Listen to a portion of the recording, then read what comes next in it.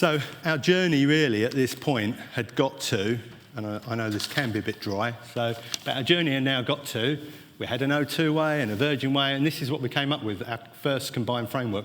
I've called it version 1 because it didn't actually change between the initial draft at that level anyway and when we launched it, okay? And as you can see, we ended up having to keep both sides happy. So whereas the Virgin side used to call it build, test and deploy, the O2 side called it delivery.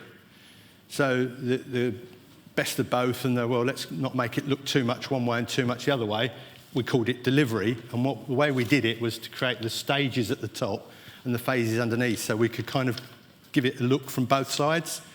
And that's really important because when you're selling this to a lot of people are in our delivery organisation, just in the project and programme space there's over 2,000 people. So that's a lot of people you've got to take on the journey, roughly 1,000 from each organisation, when you show them something. You know, you don't want it to look too new, too different, okay? So it was really important to try and keep some of those names and words in there. Foundation was something we'd toyed with in the past. We'd lost it for a period of time. So I got my foundation put back in. Lisa got her delivery piece in there, okay? So it looked quite joined up.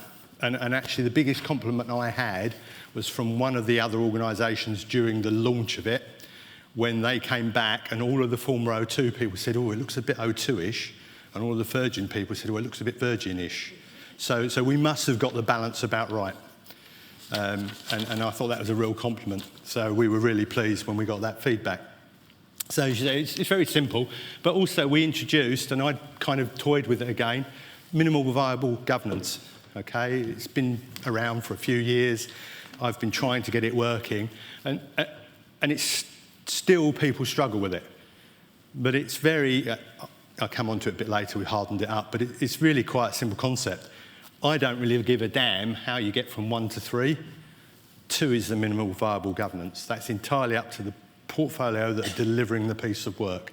Okay, so for something big, complex, spending millions, it's going to go all the way up to C-suite for decisions. But if it's a small program of under 100,000, a small project under £100,000, it's probably a project manager, someone who's going to accept it into the business operationally, and a finance person will say, yes, it's okay at those gates. And that's what we mean.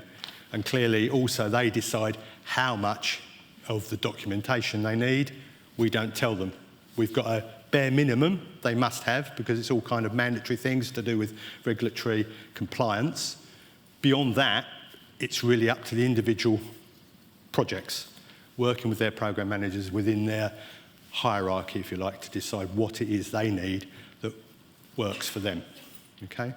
And it's working quite well, and it's something I would encourage anyone to try because it makes you more of a customer-driven PMO than a old-fashioned control PMO, yeah?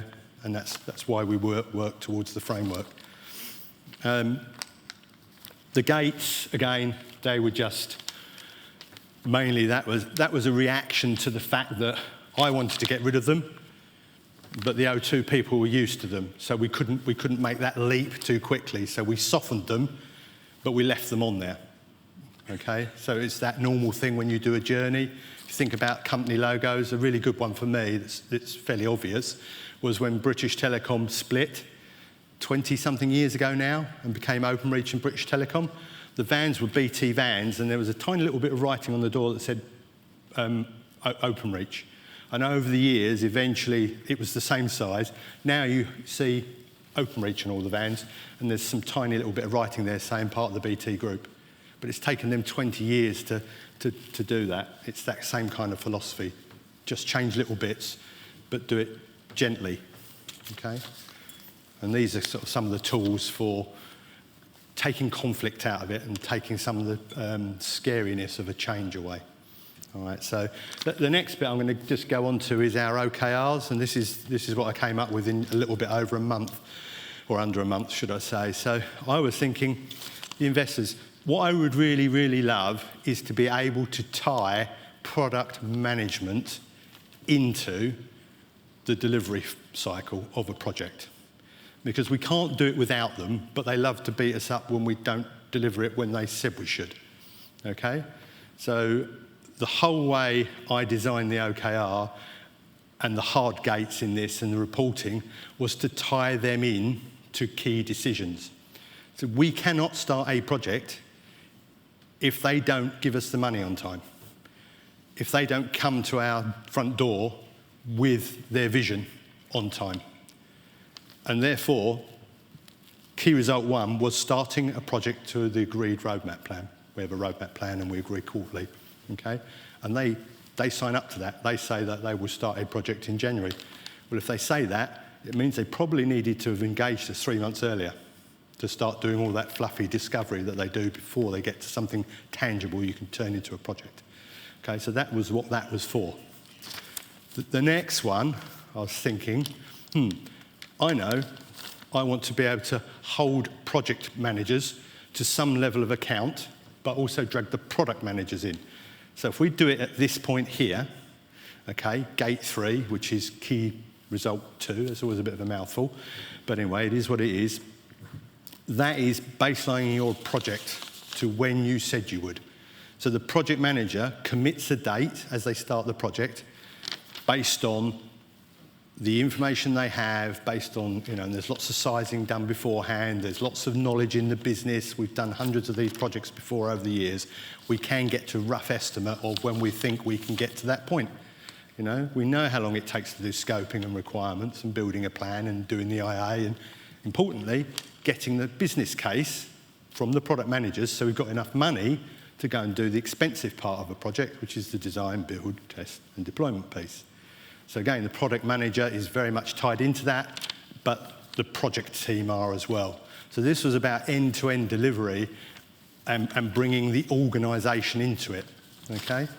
The next one, it's a very obvious one, it's when we've actually got the product. We're a technical organisation, so we need to make sure the product does not break our network, does not break our IT systems.